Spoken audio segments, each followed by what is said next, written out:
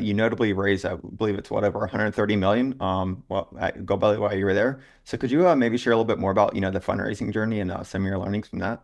Yeah, so obviously each fundraise and each like fundraising exercise is unique. I think the one that's probably most illustrative is our Series C. So that we raised about $100 million in that round. So a couple of things that stood out to me for that. It was still actually during this was we raised it right around when we had vaccines. So I actually lived with Joe, our CEO, for 3 months to raise that round, which I saw my wife once a month for 3 months, which was not great.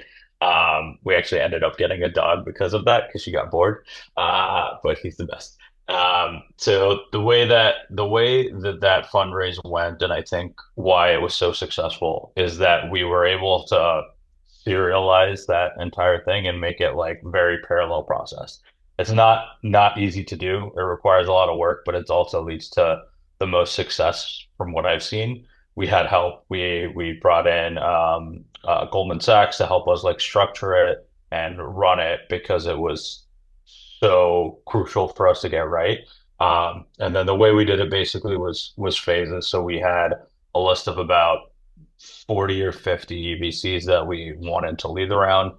We curated that list basically from people that had previously led marketplaces that we admired, from people that got more of the food business, more in general, food retail, and then people that were very respected in technology and the technology that we were building as a marketplace. And then from that list, we basically uh, went through with our initial proposal, initial deck, and culled that list down to about like 30 people that were interested.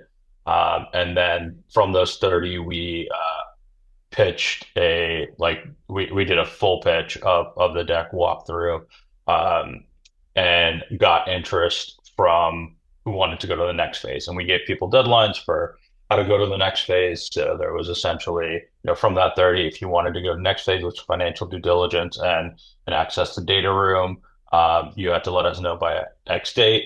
From there, for those people, we did a second and third presentation to walk through sort of financial and model breakdowns, as well as sort of projections, where they're coming from, and to talk through the data after people had had time to review. Now, that's a very clean process. Most processes, especially early stages, are not going to run like that. That's like when you have all, for lack of a better word, when you have all of your shit together, like that's when you can run a process as clean as that. In earlier stages, A and B, it is not that clean. But the reason why I tell you the Series C process is you want to get as close to that as possible and try to force investors into that box as much as possible. Because I can say this now because I'm on the other end of the table, but most investors are sheep.